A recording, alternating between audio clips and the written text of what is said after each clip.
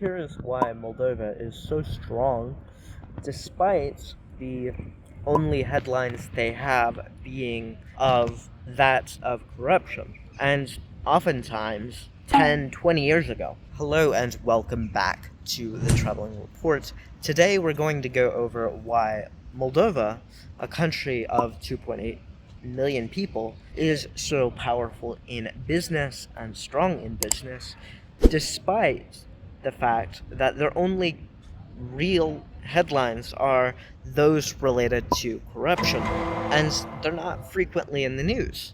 So it seems kind of paradoxical that I would say, oh, yeah, it's a strong country in business means, and especially in regards to its employee base. But something that isn't talked about a lot is the fact that Moldova is very much out of the news because they're just working quietly. And this is a paradoxical strength because no one's looking or mad at Moldova, right? No one's going to say, oh, you have a Moldovan company, you're a tax dodger. Or, oh, you have a Moldovan company, why are you being so sneaky? Why are you being so private?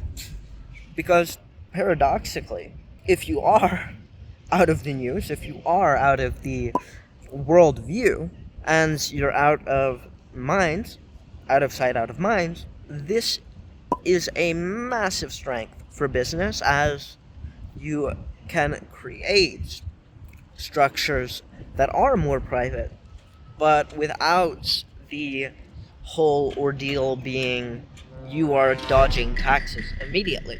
And so it's with this that, of course, you have other known tax havens like a British Virgin Islands or a Channel Islands or a Gibraltar, where people know these places and people are skeptical of these places.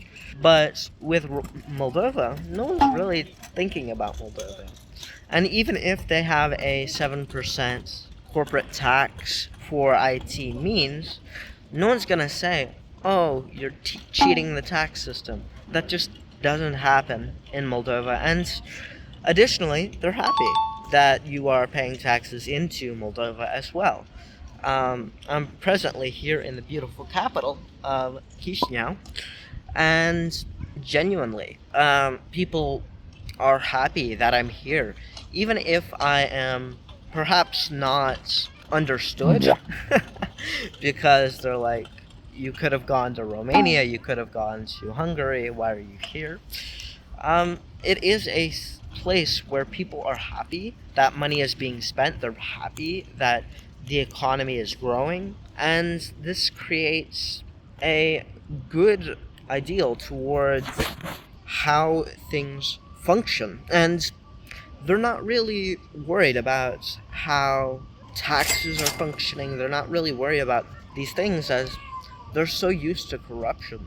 And so the second things do work, they're happy. It's with this that you get stronger institutions over time, as if you're so used to tax fraud, if you're so used to corruption, once you start moving in the correct direction, there's no backtracking. And so this is why I say that Moldova is so paradoxically strong. Now, additionally, you have a lot of issues still with especially places like Transnistria and Gagauzia. Now, I will be going to both Transnistria and Gagauzia soon, and I'll be speaking with people on the ground there. However, this doesn't necessarily take away from my point, and in fact, it may strengthen it, as you can set up a business in Comrat, and the legislature there isn't gonna bother you. In fact, they'll be happy that you're there again. And this is something that not a lot of people realize. They want to go to the flashy destinations, the British Virgin Islands, or the Channel Islands, or Jersey, or Guernsey. And what they don't realize is a lot of places, they don't like those jurisdictions.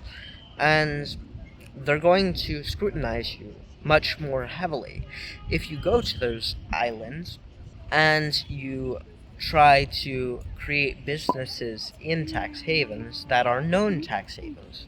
So with Moldova, you have enough proximity to the EU to be able to create value that is well above what you would be creating in terms of percent GDP wise of a country like a Guernsey even. And additionally, you are creating massive employment, and because even if you're employing 5 people here, that is a large employer. And so in essence, you have sort of a perfect storm of strong business ties, and you can kind of create your own narrative around these things. And to be quite frank with you, Moldovans don't even know what's going on in Moldova a lot of the time, especially from city to city. Like if they are from Chisinau, they don't know what's going on in Balti, and I don't really think they care either. They're trying to live their life. And so this is also an information arbitrage opportunity where you know the information, you can share the information, and once you are able to truly understand Moldova, that's when you can create businesses that scale, and that's when your formerly small business can turn into a medium-sized enterprise or even large enterprise. And so, of course, this is something that is very beneficial, and you're not going to get scrutinized as heavily, which is a strong benefit to Moldova, as I said. And additionally, you are looking at larger grants, even, which you wouldn't get in Guernsey or you wouldn't get in the Channel Islands. Grants are something that EU candidate countries get.